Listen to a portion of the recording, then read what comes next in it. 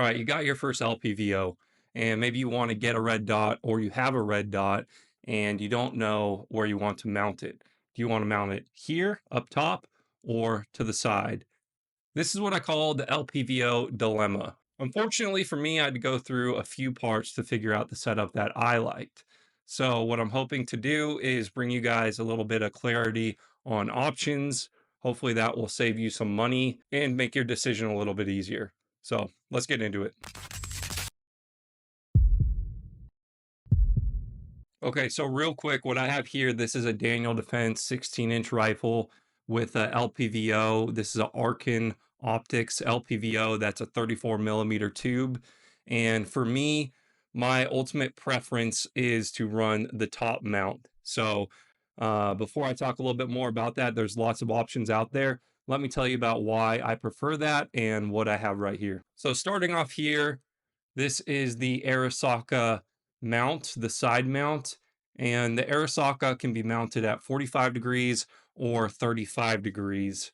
So the optic I'm running, or the red dot I'm running with this LPVO, is this hollow sun. So Arisaka has a couple different options. They have a standard height and a tall height. This is the standard height.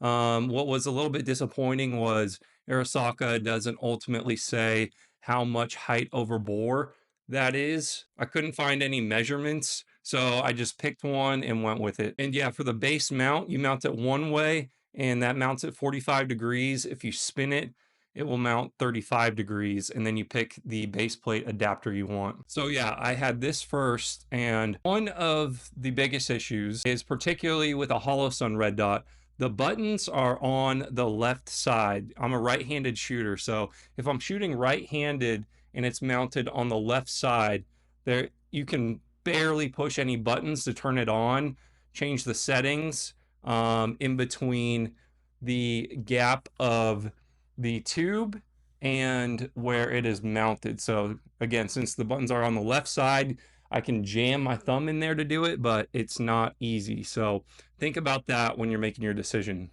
Also, these mounts aren't cheap. The starting base price is $105 in black, and I think that's without the adapter. So who would this setup be for?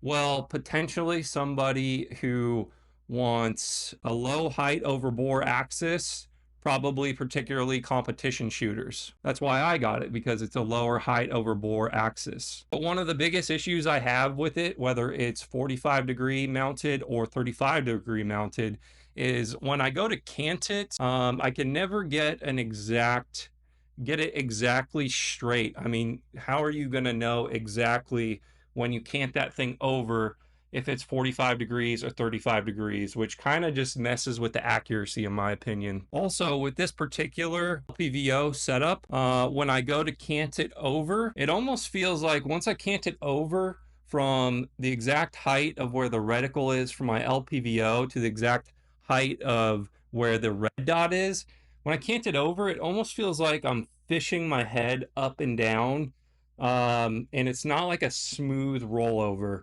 which is interesting. You know, I went with the standard height. This isn't a super tall mount. Maybe the taller one would have been better. I don't know. But either way, it's super frustrating. And yeah, so when I get that cant over, it feels like I have to dip my head down a little bit to find that exact spot. What I also really don't like is you start kind of chicken arming your right arm out. If you're a right-handed shooter, you kind of have this chicken wing hanging out there. I do not like that. It just doesn't feel natural.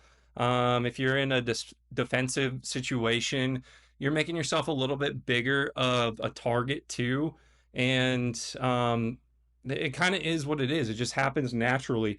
If you don't do that, the end of the butt pad is like sticking out from the side of you. It just doesn't feel natural. It doesn't feel like solid contact. I'm just not a fan of it. So yeah, that's frustrating, spending over $100 on a mount that you have to actually test the part for a while, see if you like it. It is what it is. I know that T-Rex Arms also has a side mount as well, and they say that their height of the optic is a little bit higher than that. It's a cheaper part too. It's 80 bucks, but again, they don't say exact measurements either. If you prefer to run your optic maybe a little bit lower to the bore or a little bit higher for comfort, you're kind of having that head fishing thing again, and you have to roll it over. So for me, it's just not preferred, which is what led me to the top mount. There are a lot of top mounts that are already built into the mount itself for the LPVO. So yeah, this top mount I have here is a LaRue tactical mount. It was about 150 bucks, so not a cheap part for what it is, but I do ultimately prefer it. What's nice about the LaRue is it is actually not directly to the mount. So it may take a little bit more time to get it perfectly perpendicular to your firearm or parallel, however you want to look at it. But this does mount directly to the tube, not the actual mount. So after you figure that out, what's nice about it is you can kind of move it around. So at first I tried this mounted to the front, and I did like it, but I'm actually liking it mounted to the back here. And with this particular Arkin optic and the mount, you can see it hovers just over the part that mounts to the LPVO, which I actually think I'm preferring that. Now that I have it zeroed, I'm not really messing with turrets or anything like that, just zooming in, zooming out too. And actually, while I mentioned that, if you do run a side mount, so this LPVO, when it's turned all the way up to the highest power, this handle right here actually hangs in front of the red dot when you're at max power, or even if you get to like that halfway point or further, it can become a little bit distracting. Whereas even here, like on the highest point upward, which is about 3x, it's still considerably lower than where it was before for the red dot visually. Now, the problem with this is obviously look at how high up in the air this thing is. So there's really high height over the bore of the gun. However, that's the compromise I feel like I'm willing to make in this situation, is this height over bore. Um, Mostly, again, just for ease of use. So when you're holding this, you kind of have your head down a little bit, and then you just pop your head up just a touch to go between the two visuals of the LPVO and the red dot. And I think that's just so much more efficient and quicker than doing this roll and also searching your head. I mean, sure, you can try a couple different mounts, but these mounts aren't cheap. They're expensive parts. I don't really send anything back. I purchase a lot of things and bring it to you guys to try to share my perspective, and maybe I'll circle back to them over time to continue to educate people on the different options that are out there. But yeah, so having it straight up and down, just kind of popping your head up and down like that, is so much faster and is so much more preferred, in my opinion. What's also nice about the LaRue mount is it comes with an adapter to fit inside these rings for either a 30 or 34 millimeter tube. So this, like I said, is the Arkin 34 millimeter tube. If I ever change optics or move this to something else that has a 30 millimeter tube, which is very common, I'm going to have less of an issue with that down the road. One other side note too, having the side mount, if you have a number of firearms or really trying to stack them close together in your space, in your safe, it does take up more space just kind of sticking, hanging out here. So something to be mindful of. It could snag on different clothes, stuff like that too. So, but yeah, guys, I hope that information was helpful for you. If you are preferring an LPVO setup like this and need that far max distance, for me, actually, altogether, I prefer something like this EOTech with the 3x magnifier.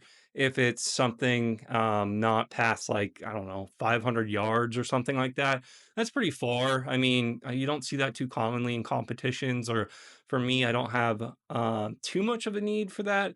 I don't know. Yeah, I guess in competitions, this would be a little bit more accurate depending on the application. But yeah, it all comes down to what you guys are interested in.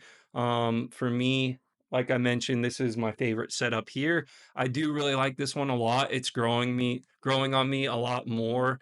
ever since I went to the top mount. So, but yeah, guys, I hope that information was helpful for you. If it was, feel free to throw up a thumbs up.